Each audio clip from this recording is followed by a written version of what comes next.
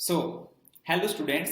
आज हम लेके आ चुके हैं 20 मोस्ट इंपॉर्टेंट प्रश्न जो कि आपके एग्जाम के लिए बहुत ही महत्वपूर्ण है। वैसे ये एक सीरीज ही चल रही है जिस सीरीज का नाम हमने रखा है RSCT क्वेश्चन का भंडारा, और इस भंडारे के अंदर आपका जो एग्जाम है उससे संबंधित 20 इंपॉर्टेंट प्रश्नों को हम डिस्कस करते हैं। तो आज प्लेट नंबर 16 को हम डिस्कस करेंगे और पीछे हमने 15 प्लेटें दे दी, मतलब 15 पार्ट अपलोड कर दिए हैं। अगर आपने उनको नहीं देखा है तो आप उनको बिल्कुल भी मिस मत कीजिए, चैनल पे जाइए और डिस्क्रिप्शन पे भी हमने उनकी ना एक प्लेलिस्ट बनाकर उन सभी पार्ट को वहां पे ऐड किया है ताकि आपको आसानी हो पढ़ने में। ओके, अपनी तैयारी यूट्यूब चैनल पे आपका स्वागत करते हैं।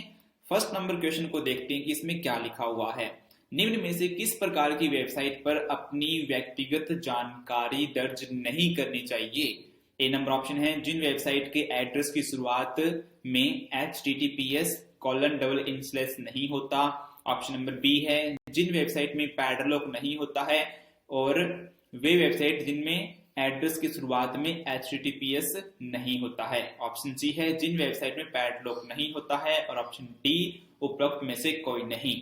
यहाँ पे इसका आंसर होने वाला है ऑप्शन नंबर बी, यानी कि जिन वेबसाइट में पैडलॉक नहीं होता। जब भी आप किसी वेबसाइट को ओपन करते हो तो वहां पे ना एक URL बार में ना एक छोटा सा ताले का आइकन दिखाई देता है, ताला ही बोलते हैं अपने लोकल लैंग्वेज में। तो ताले का मतलब कि लॉक का एक आइकन दिखाई देता है, तो वो न दिखाई दे तो आप उस वेबसाइट पे अपनी कोई व्यक्तिगत जानकारी दर्ज न करें। और इसके अलावा https:// ये भी हर वेबसाइट के URL के सामने होना ही चाहिए। ओके, नेक्स्ट क्वेश्चन पढ़ते हैं। क्वेश्चन नंबर 2, MS वर्ड 2010 में रिक्तिस्थान हमें अलग अलग व्यक्ति को एक ही पत्र भेजने में सक्षम बनाता है। मैक्रो, टेम्पलेट, मेल मर्ज, उपरोक्त में से कोई नहीं। इसका राइट आंसर है option number C, mail merge. Mail merge एक ऐसी तकनीक होती है जो कि MS वर्ड के अंदर होती है, और इसके संबंधित ना पूरा का पूरा एक टैब ही दिया गया होता है। तो उसमें हम जैसे कि मेल क्रिएट करते हैं और एक साथ बहुत सारे लोगों को मेल भेजते हैं, ये बहुत अच्छी होती है। सो नेक्स्ट क्वेश्चन नंबर 3, डेजिबल प्रिंटर रिक्तिस्थान का एक प्रकार है। मतलब डेजिबल प्रिंटर कौन सी होती है? Manual, matrix printer, impact printer या फिर लेजर प्रिंटर। तो इसका राइट आंसर है option number C, impact printer. यानी कि जो डेजिबल प्रिंटर होता है वो इंपैक्ट प्रिंटर की श्रेणी में आता है।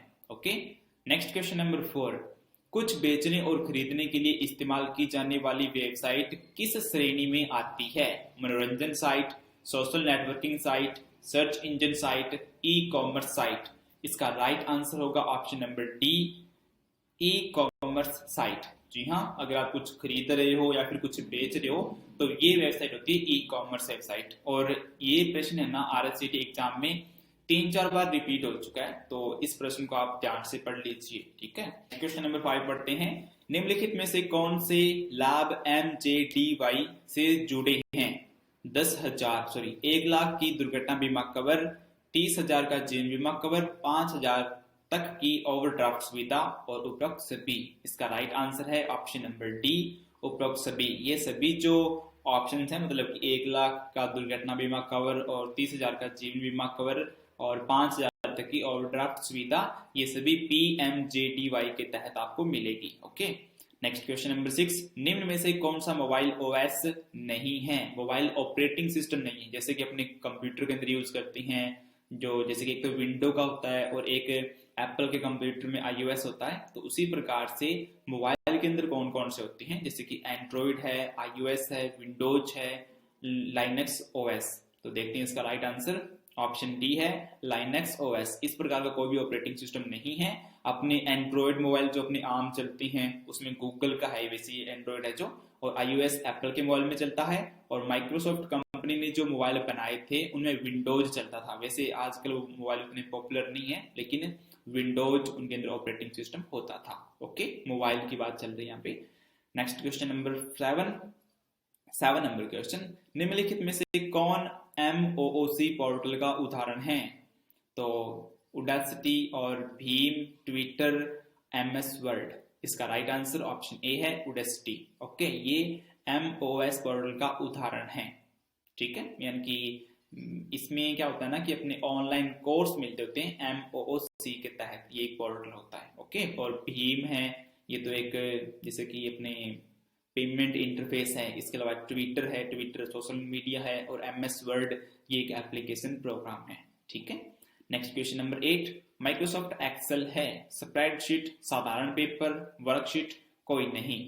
माइक्रोसॉफ्ट एक्सेल आई थिंक आपको पता होगा, ऑप्शन ए है, स्प्रेडशीट प्रोग्राम होता है ये, और काउंटिंग से संबंधित जितने भी काम होते हैं ना वो सभी के सभी एक्सेल में ही होती हैं। नेक्स्ट क्वेश्चन नंबर 9, इनमें से कौन सा एक ईमेल क्लाइंट है? जीमेल, मंत्रा, ये router, top level domain.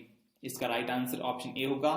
Email client का मतलब ये है कि जिसके माध्यम से हम ईमेल भेज सकते हैं। अब ईमेल किस किस माध्यम से अपने भेज सकते हैं? एक तो ईमेल के लिए अपने जीमेल का यूज करते हैं, और इसके अलावा भी बहुत सारे ऑप्शन होते हैं, जैसे कि मेल मर्जी से भी अपने ईमेल भेजते हैं, माइक्रोसॉफ्ट के माध्यम से भी भेज सकते हैं, और जो याहू होता है, याहू की ईमेल आईडी से भी अपने मेल भेज सकते हैं।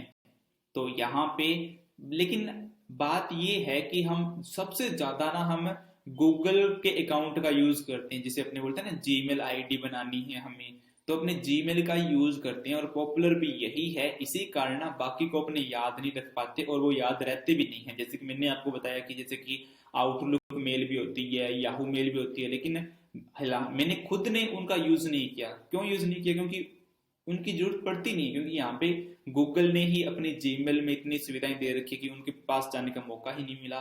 तो ईमेल क्लाइंट ये होते हैं। ठीक है।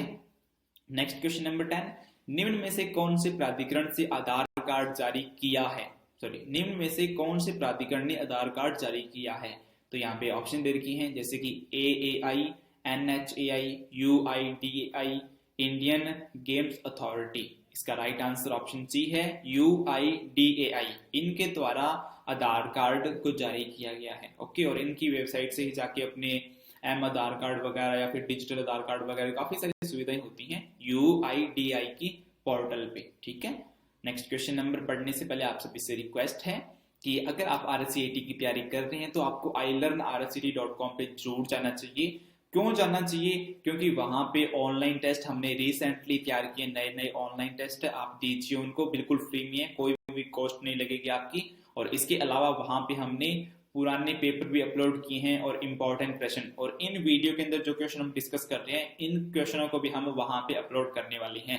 और बाकी डिस्क्रिप्शन में भी लिंक दिया गया है, आप वहां से भी मतलब यहाँ से डायरेक्ट जा सकते हैं। ओके। और बाकी अगर अभी तक लाइक नहीं किया तो आई थिंक मेरे को पता है कि आपको पता चल गया होगा कि ये वीडियो कैसी है। अगर बुरी है तो डिसलाइक कर दो, अगर अच्छी है तो लाइक करके सब्सक्राइब बटन दबा दो, और बुरी वीडियो होती तो आप यहाँ तक देखते भी नहीं, ये तो मेरे को पता है। सो नेक्स्ट क्वेश्चन 11, निम्नलिखित में से किसके द्वारा हम कंप्यूटर से हार्ड कॉपी निकाल सकते हैं? Email, printer, fax, software. इसका राइट आंसर है option number B, printer. Printer के माध्यम से हम हार्ड कॉपी निकाल सकते हैं। Okay. Next question number 12, smart art graphic किसके उपयोग हेतु यूज किए जाती हैं? स्लाइड को सेव करने हेतु, जानकारियों, डाटा, सूचना को चित्र, ग्राफ्स, एनिमेशन, आकृतियों के द्वारा दर्शाने हेतु, न्यू स्लाइड बनाने हेतु, स्लाइड को डिलीट करने हेतु। इसका राइट आंसर है ऑप्शन बी, जानकारियों, डाटा, सूचना को चित्र, ग्राफ्स, एनिमेशन, आकृतियों के द्वारा दर्शाने हेतु। इसलिए हम यूज करते हैं स्मार्ट आर्ट ग्राफिक का। ये ऑप्शन MS वर्ड में होती है। आप MS वर्ड में इंसर्ट टैब में जाके स्मार्ट आर्ट ग्राफिक का यूज करके खुद भी देख सकते हो और उसका इस्तेमाल कर सकते हो। ओके। नेक्स्ट क्वेश्चन नंबर 13, किसी विषय पर सर्च करते समय रेगिस्तान का उपयोग करते समय जो सूचना प्राप्त होती है वह डेटाबेस जैसी संरचना में व्यवस्थित होती है। एप्लेट्स, स्पाइडर, इंडेक्स, सर्च इंजन। इसका राइट आंसर है option number D, search engine. अब देखो, सर्च इंजन को वहां पे खाली स्थान में रख के हम क्वेश्चन को पढ़ते हैं। किसी विषय पर सर्च करते समय सर्च इंजन का उपयोग करते समय जो सूचना प्राप्त होती है, ओके, वह डेटाबेस जैसी संरचना में व्यवस्थित होती है। मतलब कि जब भी हम सर्च इंजन का इस्तेमाल करके कोई भी डाटा लेते हैं ना, तो पहले से ही ना किसी डेटाबेस में व्यवस्थित की गई होती है। जैसे कि आप सर्च करोगे कि ilearnrscet.com और इसके बाद में कोमा लगा के RSCET ऑनलाइन टेस्ट, तो क्या होगा वहां पे, यानी कि ilearnrscet.com के जितने भी टेस्ट होंगे वो आपके सामने दिखाए जाएंगे सर्च इंजन के माध्यम से। और क्यों दिखाए जाएंगे? क्योंकि वो कहीं ना कहीं यानी कि किसी के डेटाबेस में पड़ी है। इसीलिए वो दिखाए जाएंगे वहां पे। ओके, और बाकी भी अदर भी कोई आप सर्च करते हो तो वो भी इसी प्रकार से दर्शाई जाती है, यानी कि जो भी सूचना सर्च इंजन आपको देता है ना, वो सूचना कहीं ना कहीं इंटरनेट पे किसी डेटाबेस में होती है, तभी वो दे पाता है। Okay, next question number 14, internet पर किसी विशेष विषय पर चर्चा करने को क्या कहते हैं? Telnet, news group, Veronica news.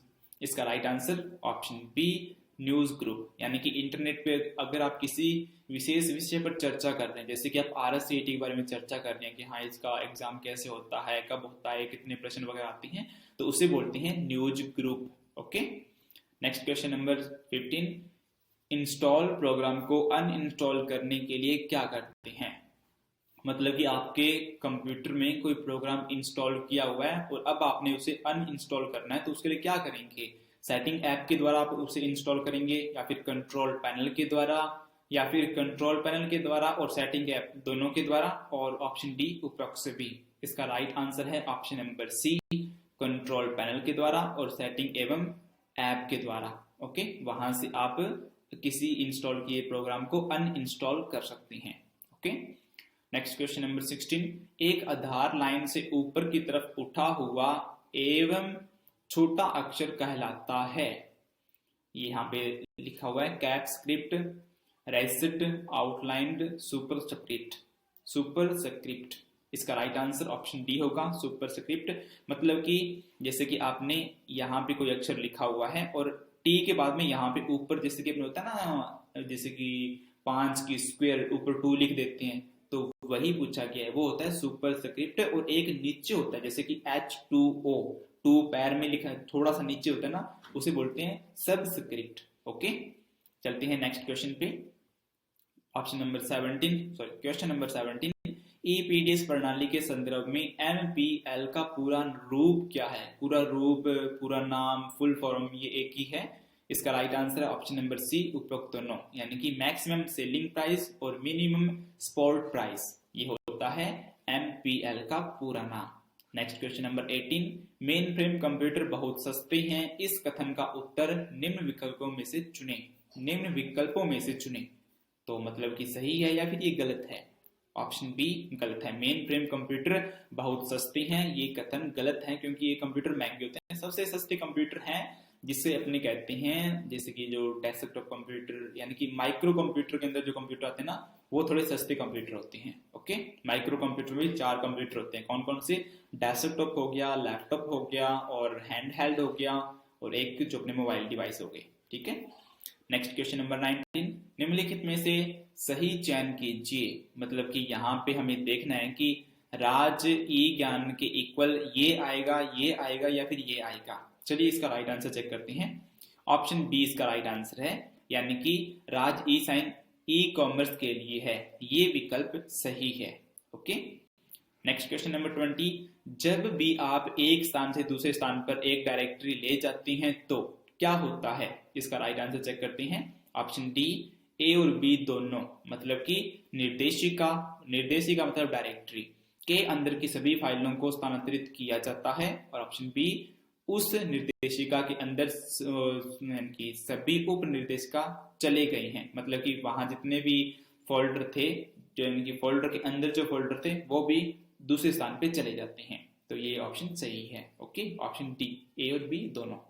इसी के साथ आज की वीडियो समाप्त होती है, मतलब आज की क्लास समाप्त होती है। आप हमारे ब्लॉगिंग चैनल पे भी आ सकते हैं, जिसका लिंक हमने डिस्क्रिप्शन में डाल दिया है, वहां पे आप हमें फॉलो कर सकती हैं। बाकी इस वीडियो को आपने लाइक करना है और नीचे कमेंट बॉक्स में कमेंट करके बताना है कि आज का ये क्लास आपको कैसा लगा, और अच्छा लगा तो अपने दूसरे दोस्तों को भी आप शेयर कीजिए। और टेलीग्राम पे ज्वाइन कर लो, क्योंकि टेलीग्राम पे ना जैसे कि PDF वगैरह जो भी हम क्रिएट करेंगे वो सभी के सभी वहां पे शेयर करेंगे। बाकी अदर सोशल मीडिया पे भी आप हमें फॉलो कर सकती हैं। और अभी तक अगर कंजूसी कर रहे हो लाइक और सब्सक्राइब करने की, अगर सब्सक्राइब कर दिया तो बहुत बहुत धन्यवाद, लेकिन लाइक करना होता है, तो लाइक कर दीजिए। मिलते हैं नेक्स्ट वीडियो में, तब तक के लिए अपनी तैयारी फुल तैयारी। Good bye.